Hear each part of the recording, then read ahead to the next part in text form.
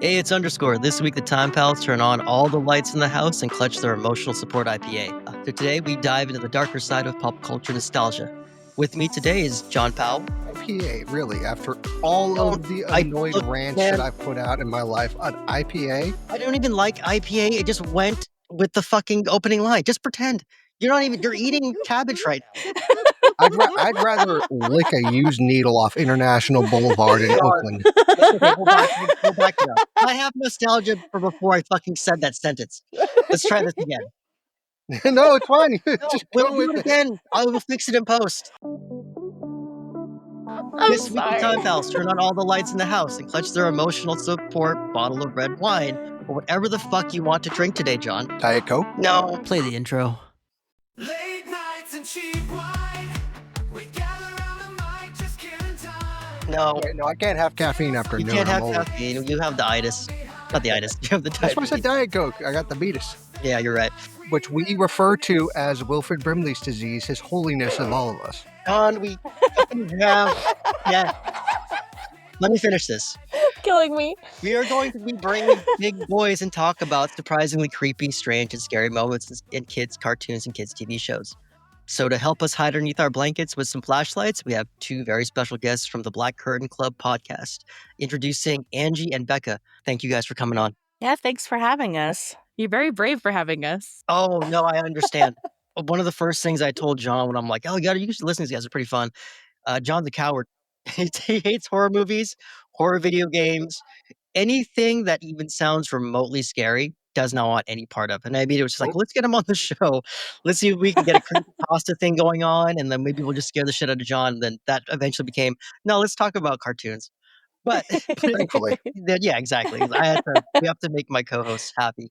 But I shouldn't just say John's a coward. We are both cowards. But we needed somebody to cling on to and tell us things are going to be all right. So please tell us about the show. Yeah, so it's just a group of friends, and we all met in, various strange ways, and we clicked. And so we just thought, heck, let's get together and talk about the things that we talk about all the time at 2 a.m. You guys just sit and talk about death and shit at 2 in the morning. Oh, man. Yeah. A couple of insomniac babes like us. Like, we have nothing better to do. We're literally staring into the shadows and making ourselves laugh. Like, that's why we're here. Nice. Very nice. Very nice. You guys also have the same problem we have where we have 8,000 hosts and I have to rotate somebody in and out whenever we do an episode. It's so funny because like looking at your guys' like social media pages and stuff, it's like the beginning of a play. So like you'll just see like a picture of their logo, and there's like 5 to 10 smaller photos underneath it with their names under it. I'm like, oh sweet, well, I'm not going to be able to understand anybody. This is gonna be great. So just like us, where the editing is gonna be a pain in the ass. Fortunately, we kicked off our other two co-hosts, so not with us today is Nicole and Shadow, but they're with us in spirit. I can feel them. Yo, thank you. Yeah. Thank you. You understand being spooky people. I understand that. Don't ever say that out loud in my podcast again. I have candles lit. We're going to church after this, me and you, John. I hope that's a euphemism for something else. It is. It's a euphemism for we're playing video games and I'm going to pretend I'm not terrified for the rest of the day. So I don't know how you guys want to start it off. I know you guys have brought some of your own stuff you want to talk about.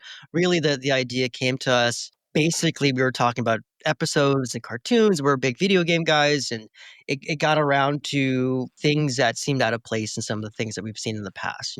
There was a Captain Planet episode that had actual zombies in it, and one of the characters died of AIDS. Like there's things that are like very odd. I don't want to spoil it because I know I've seen your list, and then I know John's got a few of his own. So if you want to, go ahead and kick us off, guys. All right. I'll be brave. So one of the things I want to talk about, and this is something that came to me recently. This isn't something I watched when I was younger, but now that I'm a mother, my kid is almost 2, I have been watching nonstop Teletubbies. And with postpartum brain, I have noticed some things about Teletubbies that I would like to bring to your attention. Yeah. I will write wherever I need to write to you, but I'm pretty sure that show is no longer in existence. So you can still find it on like compilation videos on YouTube. So I'm not watching full episodes. I'm watching the broken pieces and with like postpartum anxiety, patching some stuff together. I think they might live in a surveillance state, you guys. I really think so. I think that the sun is some kind of deity for them. I think that the windmill is it's like their overseer, the signal receiver. I think the flowers are little snitches and they're always telling on the Teletubbies. I think that Nunu is some kind of like enforcer. The speaker's like the mouth of the machine. And I think that their whole purpose is to just keep the baby deity happy. I'm curious what you guys think about that. So first off, I just want to say that you describing your watch style as just watching the broken pieces of the show, but I also feel like that's a very apt description of the current state of everybody who was involved with that show. Like they're just broken shells of their former selves now that it's been dismantled, and quite literally the set has been flooded by the farmer who owned it because he was tired of people coming around. Oh, really? I didn't know that. Yeah, people kept on showing up to that hill on his property, and he got fucking tired of it, so he turned it into a lake. Wow. Yeah, he's That just like, is "Fuck the you kind guys." of pettiness I strive to have. I think that there wouldn't be like a Five Nights at Freddy's if it hadn't been for like Teletubbies and the messed up Chuck E. Cheese like performers. You know what I mean? It was like that is where Five Yes. Nights at Freddy's started. It was Teletubbies. Look at their freaking faces and tell me I'm wrong. Teletubbies. With the 2-year-old, have you ever exposed them to Teletubbies? Yeah. Yeah, he watches it a lot. He loves it. No way. No, they're very intentional with like their sounds and everything. It's really good about like drawing their attention and like keeping them pulled in. Like the things that the speaker says, he's talking to the Teletubbies, he's also talking to the children. Like they are also like they're bringing your children in. Here's where me and you differ. I'm fine with them becoming a snitch state because I need to know who mommy's talking to when daddy's away. I'm very cool with that. I'm totally fine with that. But you being the mommy, I understand why you'd be apprehensive. But no, for me, no, you tell me everything right now. I feel like it's very much a what's the oh god, of course I'm gonna blank right now. The movie with Jim Carrey where he lives in the dome and they like I agree with you. I get that The vibe. Truman Show? Yeah, Truman The Show, Truman yeah. Show? The Yeah. son is only it's a little bit cultier with what you said. It's they're worshiping the sun, but also, surveillance everywhere. How do we know the sun isn't just one big camera up there looking down upon them? Like Yeah, and like think I of could see what that. it does to like the postpartum mother's brain, right? Like you Mhm. guys, your dad. After you have a baby, your hormones like deplete, your brain like rewires, all this crazy shit. You're watching this show. You see this baby deity, this son, the one who must be appeased, and like all of the things that they do to keep the Teletubbies in line for this like entertainment machine for the baby son. It's almost like it pulls into your real life and becomes like a whole 4D experience if you're crazy enough. And I am crazy enough. No, that's totally sane. That's It's totally very sane. valid. We can take any snippet of that, and everybody will say that is the most sane person on your podcast. Yeah. Well, as a mother, you do become a Teletubby because your only job is to keep the baby entertained and the baby satisfied. So the baby is always happy. So it's a self-fulfilling prophecy. You become a Teletubby. Oh my God. I just I realized I'm mean, a there is Teletubby. something to be said about you being at home with only, I mean, depending on the age, somebody who speaks in fart noises and gurgles up Yeah. to somebody Yeah. whose primary sentence speaking leads with mama, mama, mama, mama, Yeah. mama. Yeah. Um, 100%. and having that be like your normal, like everyday interaction. Like, I completely understand people who are just like, I even crave to talk to these stupid people that I hate at work about stuff because I just want to talk to another adult right now. I made friends with AI after I became a mother. Like, I am not of sound mind. Watch your show, huh? God, I hope not. Well, first, I just want to give honorable mention. I think everybody can agree here. It doesn't need to actually be kind of something we dive into, but just Courage the Cowardly Dog. Just as a whole, they just decided somebody must have watched all these horrifying shows and horrifying episodes and was like, that's the premise for an entire TV show now. And I think that's how we got Courage the Cowardly Dog. So great, great traumatic show, and just it's up there on its own separate pedestal. For me though, where the hell did I put my? There we go. There's my notes. I brought two of them, and so the first one that I will bring in is a Nickelodeon show called CatDog. CatDog on its own is a really weird show because it is about a cat and a dog who are joined in the middle. So it's the front half of a cat and the That'd be great if front it's half one of a pair of dog. arms, it's like two tails. Just two tails. So for those who don't know, so they're both walking around on their hands and feet. They live together, obviously, because they're connected. But then the whole show is just really, really weird. But there is an episode that hits on a very specific kind of traumatic theme, and that is there is an episode called Teeth for Two. Oh no. Premise for God. this episode. Yeah, the premise for this episode is that Cat, by the way, the cat and the dog are both named Cat and Dog. Which is good. Not confusing that way. Yes, it's very straightforward. Cat is an incredibly neurotic character. He one day notices that Dog's teeth are gleaming and radiant and just blindingly white, like they've been like personally just like buffed by their own team. Whereas his are yellow and chipped and awful, and it causes him to spiral into a full-on existential crisis. The other side of this is that they realize that their eating habits are affecting the other person's teeth. So the first thing starts with Cat wants Dog's teeth. They make a deal for it. And so in true Nickelodeon fashion, they barehandedly rip the teeth out of one of their faces and jam it into the other's face. And that's how we get to the point where their God. eating habits are affecting each other because now their teeth are swapped. I see. I thought this. I know you personally. I'm like, this is John's fear of missing out on a sale or getting scammed out of a good deal. I have extreme dental, like I hate dental stuff, which Me sucks because too. I'm going in for a root canal. Well, part 2 of a root canal tomorrow. Oh, Yeah. John. So yeah, Ooh. great fun. My dentist is cool though. He made it pretty solid. And throughout the whole episode, Oh, it's like the equivalent of the ice skate scene in Castaway. Like that's what this whole episode reminds you of as you're watching it. Yeah. It's so cringy. it's and like there's moments where you see like they're biting hard things so that like it becomes where they're trying to cause trouble for each other. Like they're biting hard things so that they chip teeth and they fall out and they're probably and then like a drill through one of their teeth and it's just Oh, Lord. dental harm. It's like somebody took like a fucking Wes Craven film and was like, Nickelodeon show, let's do it.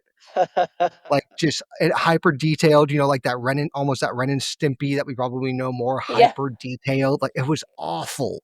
Oh God. Yeah, such a okay. I have talked about that enough.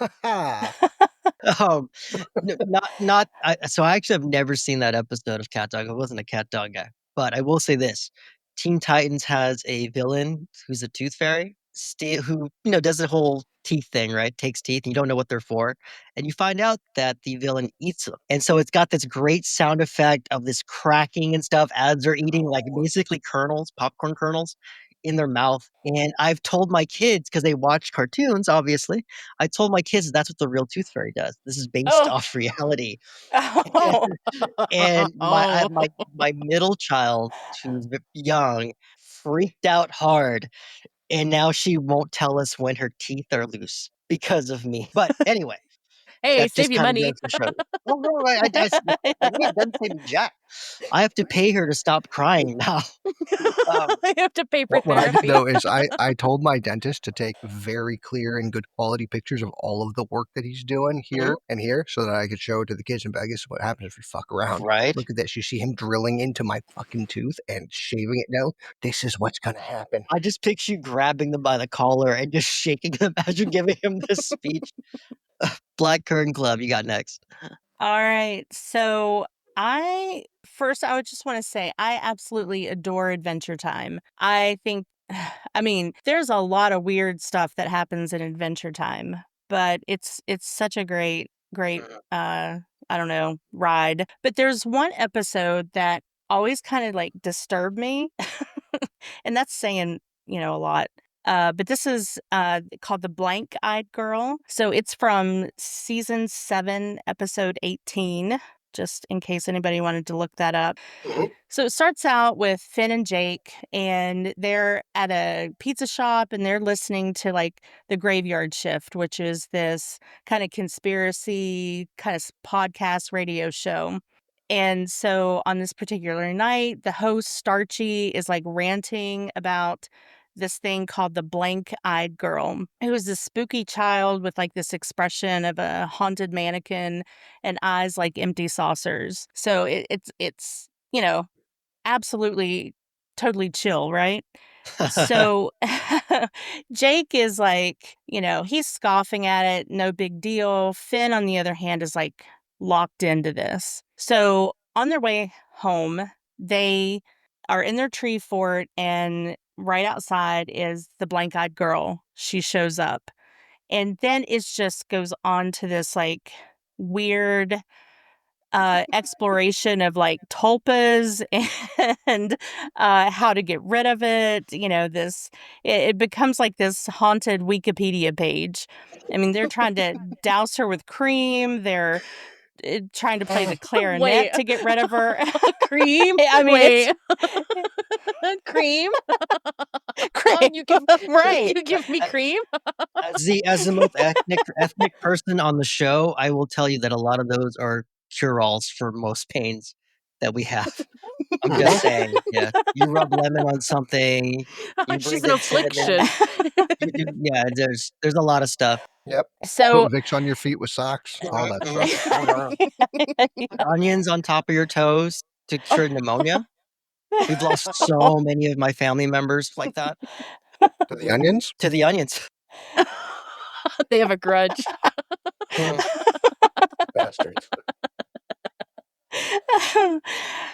So this episode gets really weird, even after the cream, the clarinet, and all this. So the Now it gets blank-eyed girl, the blank-eyed girl actually makes it up into the treehouse, and then they calmly take off their hair, their skin, their heads, everything from their rent-controlled ghost bodies.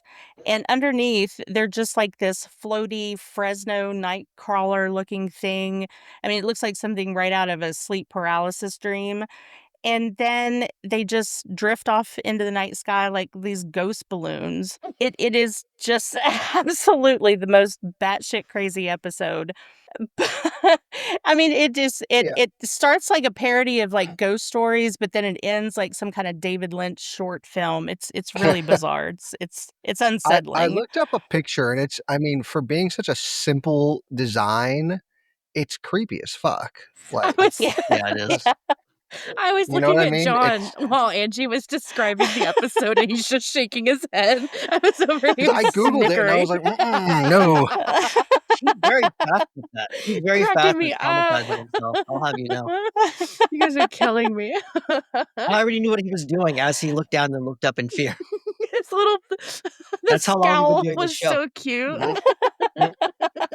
So it's funny you mentioned ghost stories. So mine, do you guys ever watch Punky Brewster back in the day? You guys know who Punky Yeah. Brewster is?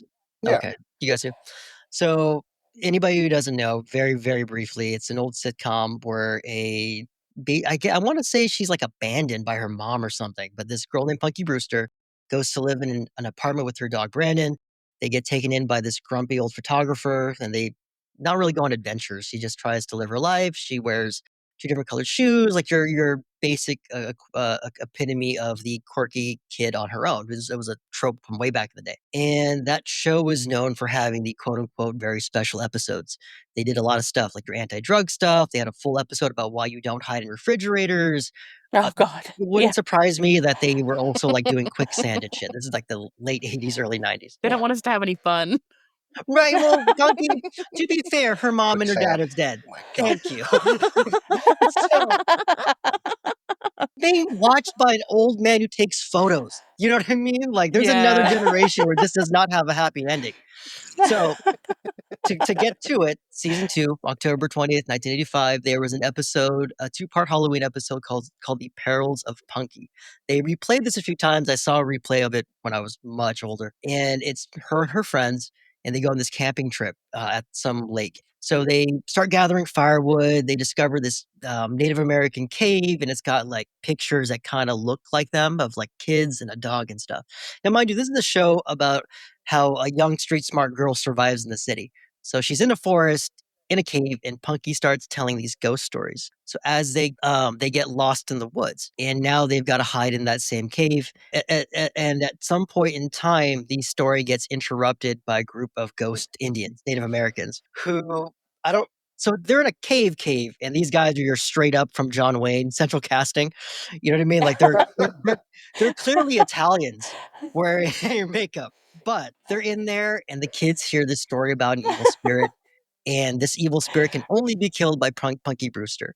So already they're showing this character that, if you watch the show, is this, very funny, fun character saying you have the power to, save all your friends, and you have to murder a thing. And it's great because the rest of the show is a fucking fever dream. You want to talk about your Lynchian stuff? It's all these evil spirits mirror like different horrors you would expect from, I don't know, like Tales of the Crypt. There's this giant spider that basically has knife hands. Her friends start dying one by one, and they appear, like one of them appears as a half-eaten ghost, like zombie thing. Her dog is now a skeleton, and another friend his face is basically is bright. He has bright red eyes, and he's like shoved against a cage wall, and his teeth are all gnarled and stuff. This is a fucking kids show. Oh, God.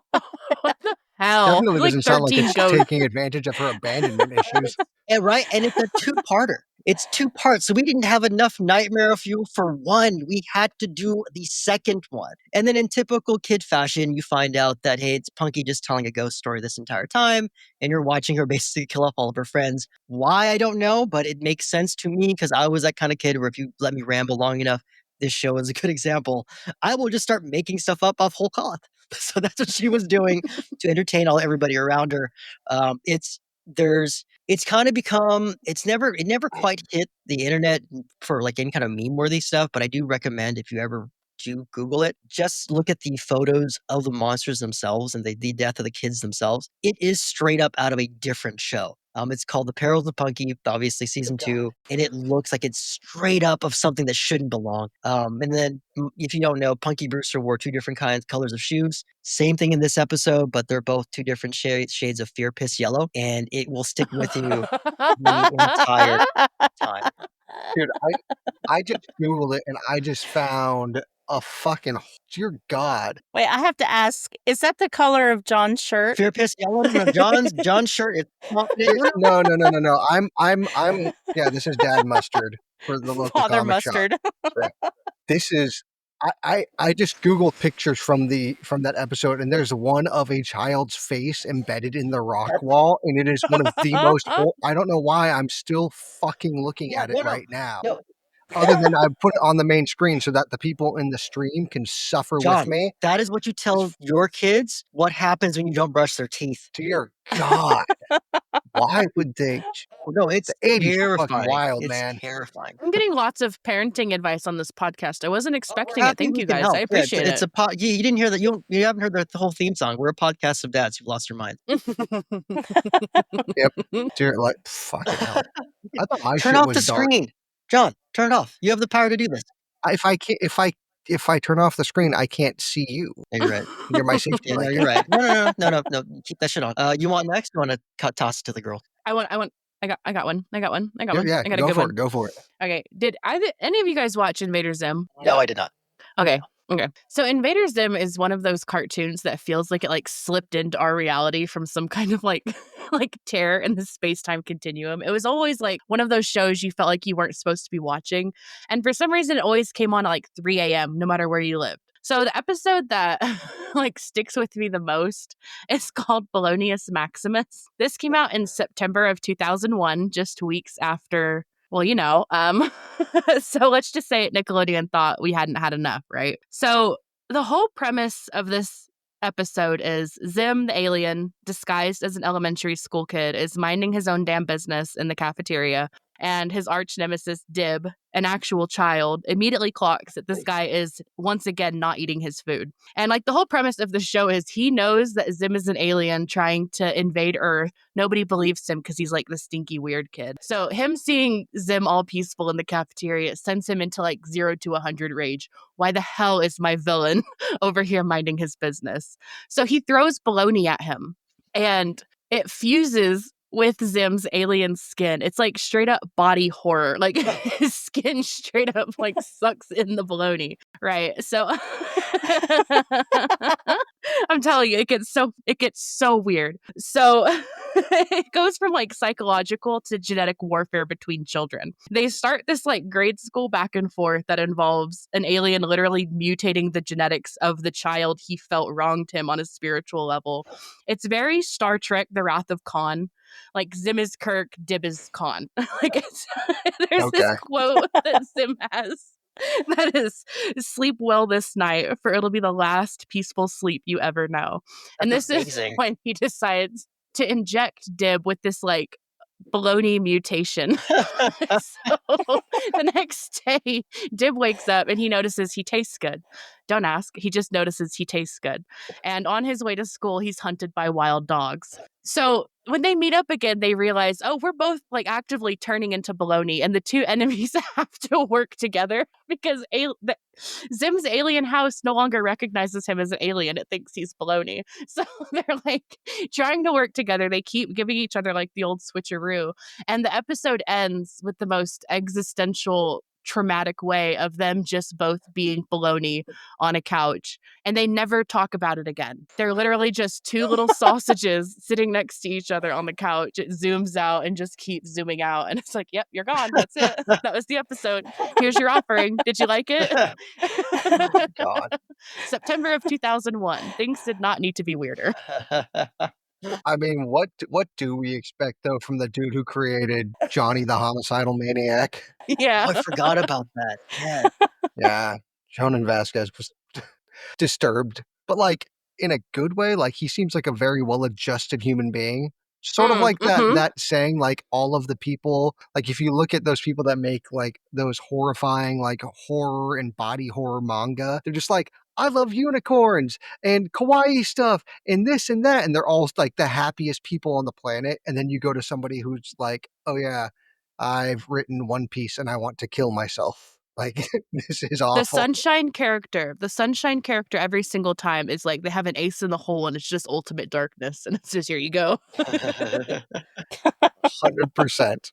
So the next one that I have is a little bit more, I don't want to say like niche. It sounds douchey to say that, but it's like, it's one of those shows I don't think very many people watched. It was a cartoon show called Phantom 2040. Oh, wait. So Yes, there I've was heard of the it. old I've heard of it. comic book superhero called the Phantom. They made a movie the purple about guy. all sorts of stuff. Yeah, the purple dude. And in the 90s, they made a version of it where it's like, oh, it's the Phantom, but it's in the year 2040. It's a like how do you say it? Megaopolis, just like huge, like Judge Dredd, massive cities type of thing. And as a whole, pretty tame show. It deals with a lot of your, mega corporations out of control, dealing with a society where like there's the super rich and then just like anything, cyberpunk, just like slums everywhere, all of that.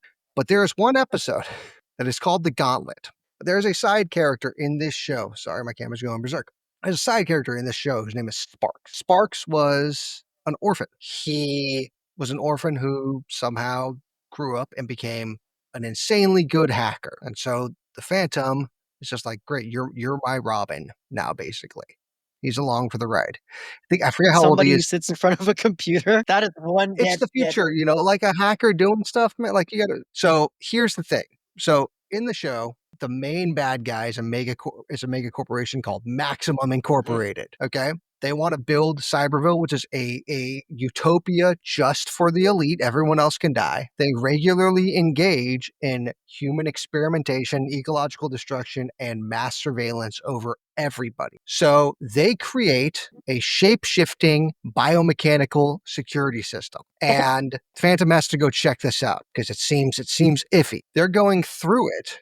Yeah, You he's think? constantly trying to stop them from Fucking doing Batman. stuff, You right? can already Seems a tell little this man iffy. is not the world's greatest detective. No, by no means. So as they're going through, they're finding things. Sparks is hacking away, Phantom sneaking in, doing Phantom shit. Sparks realizes that there's something familiar about some of the things he's seeing in the biocircuitry and the integration with biomass within this security system. Turns out that Maximum Inc., when he was just a little baby, kidnapped his parents, hacked them up into tiny pieces, integrated them with their system years ago to slowly develop the security system. So his mom and dad are now a sentient security machine for an evil super corporation. Okay. And at the end of the Gee. episode, he has to make the Jesus. decision at 16 or 17 or something like that to fucking kill them. Oh my God, John. like, First of all, They are staring, he's staring at like this monitor where like it's like swirling green energy and like they start to form in front of him. And then some stuff happens and then it's almost like an astral projection where he's talking to them. And then there's a period where he sees that like he's aiming at the computer with a gun, crying at the end because he knows he needs to destroy the security system. But in doing so, he will kill every last remnant of his parents. And like, fuck, He's been man. turned invisible, and he has a wrist launcher that shoots a rope. So, Yep. Like, this shit is like, maybe that's why they got away with this because of the fact they're like, no one's gonna fucking watch this I stuff. had to look it up because I had it pictured in my head the moment I saw it. I'm like, oh, that's right. He drove a Mustang, and I blanked out for a second. I'm like, oh man, I wonder. Like, he drove a Mustang and a horse. That's fucking dope. Wait, what's going on? He's got to kill his parents. God he damn, had to man. reverse Batman. Right? Right? That is pretty terrifying. I will admit that. We have straight murder. It's not like, you don't see murder a lot in cartoons. It's not like cartoons do a lot of that kind of bullshit. They don't even really commit suicide. But anyway, so mine's about Tom and Jerry committing suicide. Tom and Jerry's episode. This is actually kind of famous, so I'll make this real fast. No. Go into it. Take your time, man. Explain this shit. It's called Blue Cat Blues. When I first heard about this was in the early 2000s. In the beginning of YouTube, it kind of spread around for good reason. And then I think it fell off, and I'm starting to see it every now and again on like lists and stuff again. So I don't think it's like out of the public sphere anymore. Very long story short, Jerry, the episode opens with Jerry narrating as he watches Tom sitting on some railroad tracks by himself, and he looks heartbroken. And this episode is drawn in the same like charming Hanna-Barbera style that you kind of can picture in your head, only as if like the black lines were drawn super dark by the cold hand of death itself. Just like a little too like manic because they really wanted to hit home that everybody's super sad. And the reason they're super sad is Tom falls in love with this beautiful cat whose face never changes. I'm not talking about my life, but this is how it works. And then at first everything's going well. He loses her to a very rich cat who has a convertible and flashy gifts. Again, if you guys are listening that are my friends, I didn't write this. Tom goes to try to compete with him. Tom starts trying to buy more gifts. He tries to do the normal thing. Squeeze out literally every single cent he has. He gives himself up for slavery for a period of 20 years. And then the stand-in for alcohol is milk. So he's downing milk by the giant glass floor, right? His Classic Tom and Jerry one, the milk. You hate to see it. Completely shattered. Now, mind you, this is a Tom and Jerry cartoon. At some point in time, Jerry's supposed to hit him with a mallet or run around a hallway, and you're just seeing him slowly become undone. Eventually, the cat marries Butch, leaving Tom devastated, broke. And this is where the Jerry dog? Yes. And this is where it was the 50s. So this is where Jerry finally comes in. You're thinking to yourself, okay, somewhere the ha-has are coming, right? It's fucking Jerry. He's gonna shake his hand with an electric buzzer. You're gonna see his skeleton, and they all become friends again. Jerry at first is pretty smug, and then he experiences the exact same romantic betrayal that Tom does. Now, there's a lesson here. A lesson in here about like his girlfriend mouse leaves for a richer mouse. Same thing. Both of them are broke and destitute. And you would think if this were written nowadays, you wouldn't end on something sad. Back in the day, you were fine with teaching kids, hey, look, sometimes those weird guys that talk to themselves on the train were young once and they had something going for themselves and something wrong happened along the way. Mhm. Then you're supposed to be able to point at them and say, that's from Tom and Jerry. So that's kind of how this ends. Jerry experiences his own romantic betrayal. At the very end, Tom and Jerry sit side by side from the tracks. There's no sign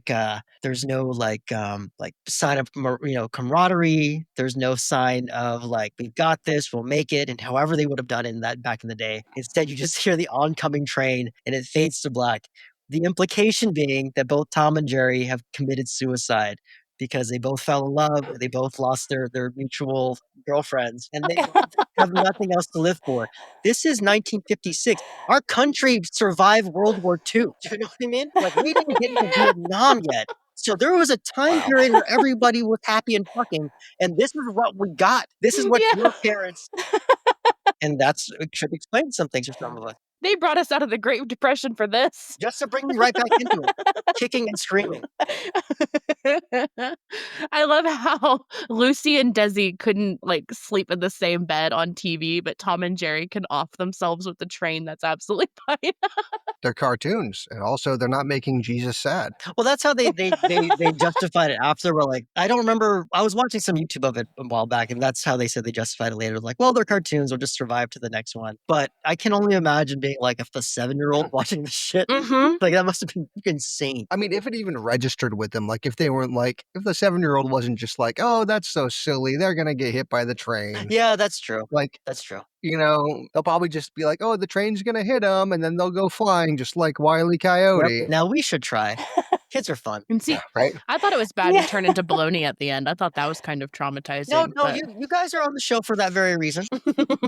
we're all simpatico still. But I understand. I mean, it is ruining good baloney. Like, Mhm. fuck, man. Imagine what alien baloney tastes like. You wouldn't believe that face. I There's a love that joke face. about my people in there somewhere. Well, since we're on the subject of traumatized stuff, let's want to dive into the Rugrats. Yeah. Oh I know God. this God, one. yes. And this is a famous one. I feel like I know which one it is, but I know you wrote it down. I don't. Yeah.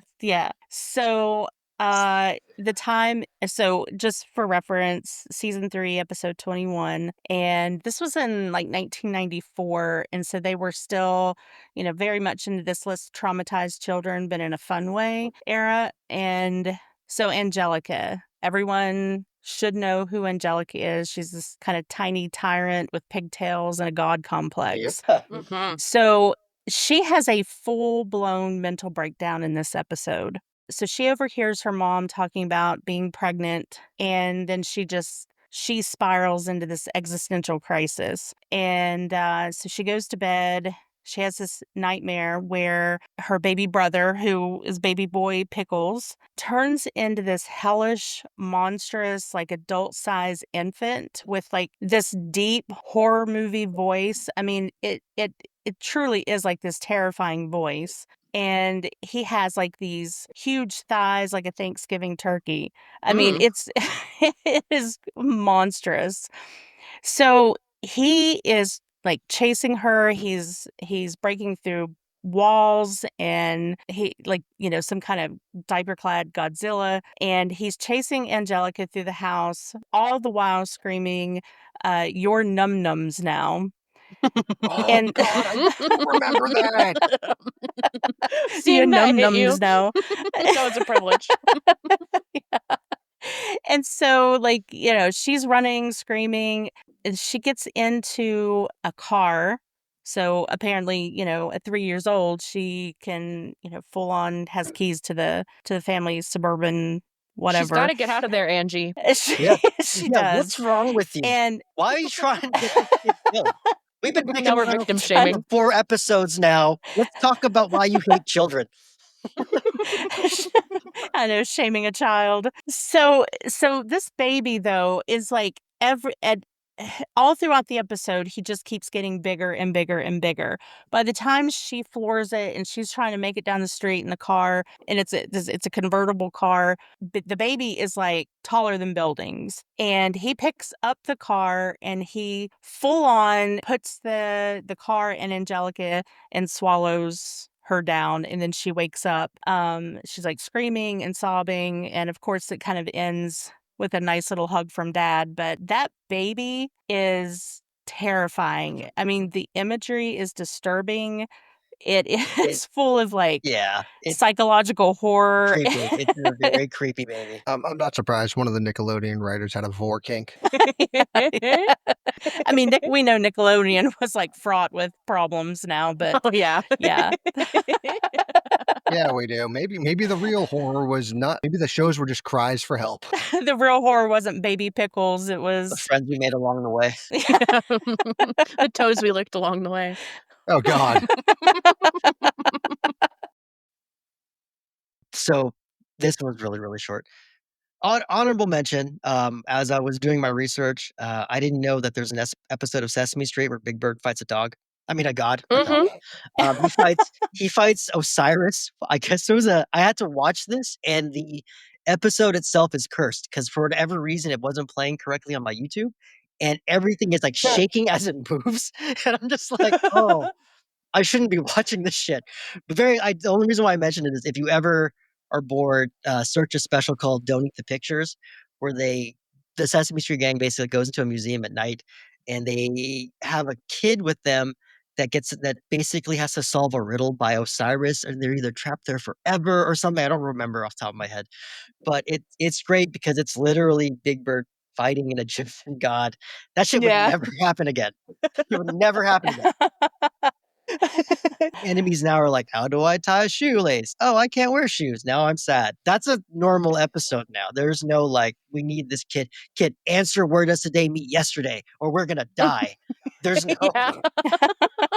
and the answer, not coincidentally, is the museum because it's still a kid's show. So you have to be like, you want the kids to scream at the screen.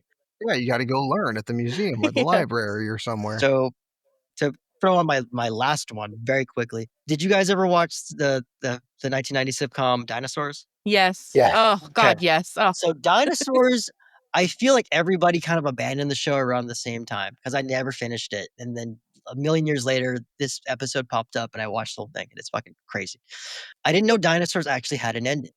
And so in July 20th, 1994, they end the show with something called changing nature. So the dinosaur family, if you don't know, imagine your dinosaur puppets, these big goofy things, but dressed as the cast of like Family Matters, just like that 90s, high top, red jackets and shit. And the Sinclair family are waiting for this annual return of these beetles. This is how this fucking episode starts. And these insects are going to go ahead and consume overgrowing cider poppies, which are basically the life lesson of the show is, hey, it's nature and we all have this, place in it, right? So the beetles don't show up. And it's revealed that the evil corporation the dad character works for has been basically destroying these beetles. And the ecological disruption kills the entire dinosaur population. And what happens is Oh no. a defoliant to attempt to essentially like destroy all this plant life and then restore vegetation triggers volcanic eruptions, which introduce massive clouds of ash that block the sun, causing the cooling event, which freezes the entire planet. And then if it ends, I'm not no bullshit. This is on ABC's Family TGIF lineup. Oh my God. It's supposed to be about like corporations bad. It ends with this news reporter. I don't have the quote in front of me, but he's basically Walter Cronkite telling everybody, hey, look, there's no way to solve this. So hug your family tight. We are all going to die. And that's how this dinosaur show about a baby dinosaur who hits the dad with a mallet screaming, not the mama, ends with complete eradication of an entire species. It's bonkers. It's crazy, go nuts. And if you've never seen it, I recommend it. It's fucking. No, I've never. I mean, I remember the show, but I never watched the ending. That's crazy. I didn't even know it had one. I thought it was just one of those shows where it had its thing and like everybody kind of was off the dinosaurs again. You know what I mean? And it was over. No, no, no. Yeah, They yeah. did the show by killing every cast member, not just the cast, but every single episode, every single cast member they ever had. Incredible. It's kind of like a sitcom version of the movie Don't Look Up, Yeah. Yeah. Yeah, Yeah. which yeah. leads me to wonder if Don't Look Up was just like, hey, we could take this. It's been long enough. Statute of limitations is gone. Yeah. Yeah. For real. For real. Who's going to remember this dinosaur show? I hope not some random ass nostalgia podcast. Right? You So back, Becca? yeah, you back? My internet is going out repeatedly. So I am here Becca's now. dead to us. Keep going. You're the star now, Yeah. Angie. You're my favorite one. Yeah, Everybody you're the knows that you star. carry the show. Everybody knows you carry the show. Go ahead. You don't even need, who's Becca? I don't know Becca.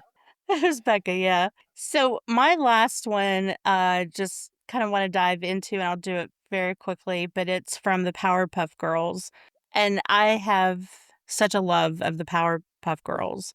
But this one is really creepy. It's like that time where a grown man tried to collect these Powerpuff Girls like action figures. So it's called Collect Her. It's from season 2, episode 3. And so, super fan Lenny Baxter, he has finally collected everything there is to collect on the Powerpuff Girls. So he realizes this, and then he's like having this crisis where he still wants he just needs that one last thing to fuel him.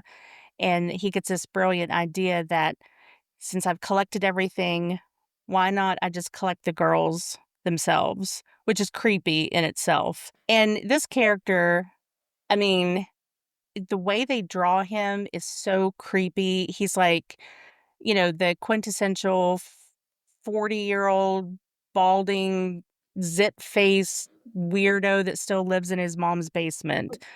God, get him. And right? Well, he steals my girls. And so he fakes this like fake distress call. And then, of course, the girls, they're superheroes. They fly over and he traps them, tricks them, traps them, and puts them into these like little plastic containers, like there's some kind of limited edition Funko Pops. Yeah. And then, of course, the girls, being the badass girls that they are, they get out.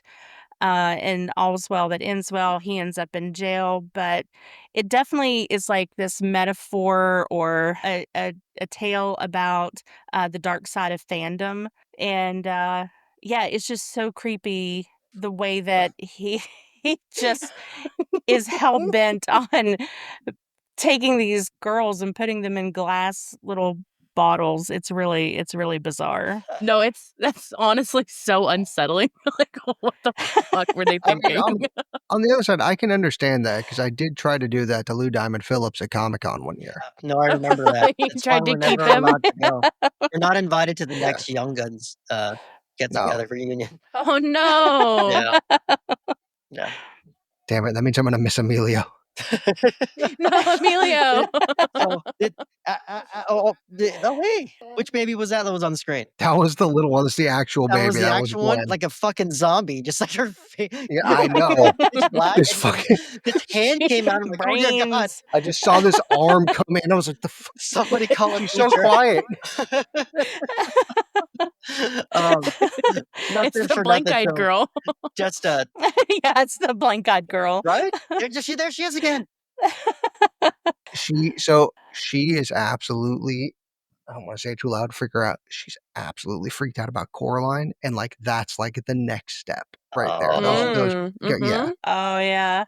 That's crazy. 100%. Like her sister will be a dick and be just look at her and then just say the name, and be like, "I'm gonna make you watch it. I'm gonna make you watch it." That's classic. Here, you fucking It's gremlin. classic sibling behavior.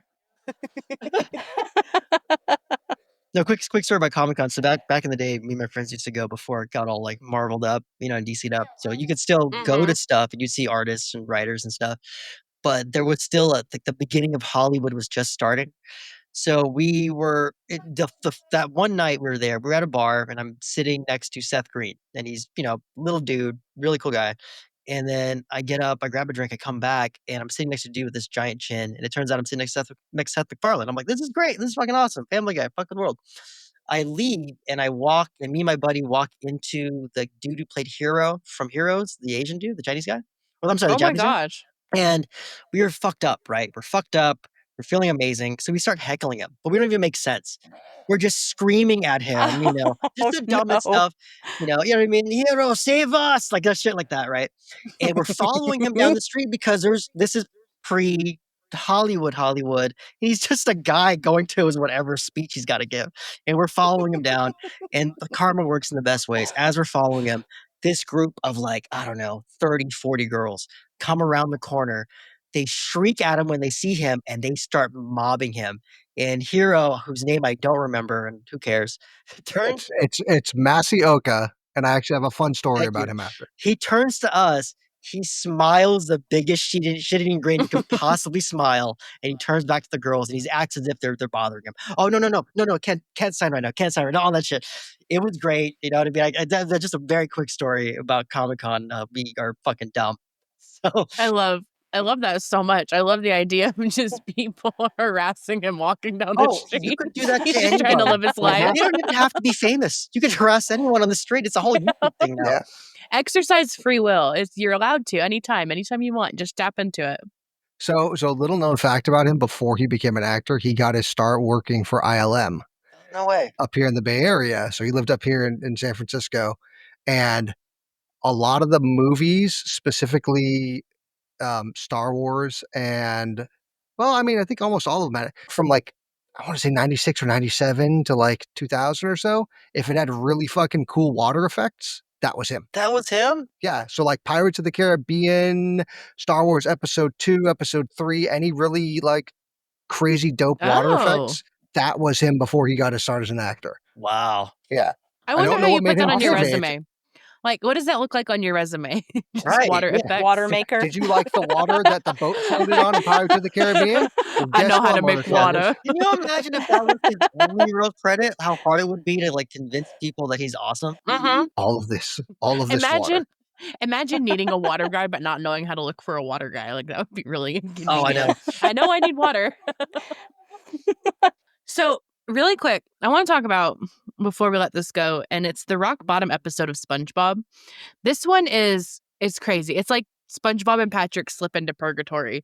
They take this bus, they miss their stop, they end up like down, and I guess it's supposed to be representative of like the deep sea where all the predators live. And it's very backroomsy, very like liminal space. And he gets stuck in this like hell loop where he's waiting for the bus to come, but it's always like right when he turns his back, the bus like shows up and takes off.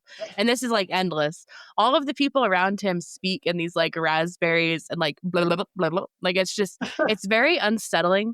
And it's one of those things where unless you watch it as an adult, you realize all of the fish he's interacting with are predators. Like Oh, SpongeBob nice. and Patrick, they live up in Bikini Bottom. They're like surrounded by like Mr. Krabs, all of that, all of the nice fish. But down here, they were literally in danger the entire time. Huh. These fish just didn't know what they were. And Yeah. then the way it ends is they encounter this like stranger who gives them balloons and they just float back up. It's almost like they both died and they go to hell and they have to figure out their way out of hell, and then they come back up out of hell with the balloons and they're back in Bikini Bottom, and it's wonderful. It's just a quick Wow. one, but it's one that will stick with you. Like it stuck with me my whole childhood. You know what? I'll be honest with you. The SpongeBob era missed me. So I didn't. It was one of those things where I was always kind of in the periphery, but I never really watched it.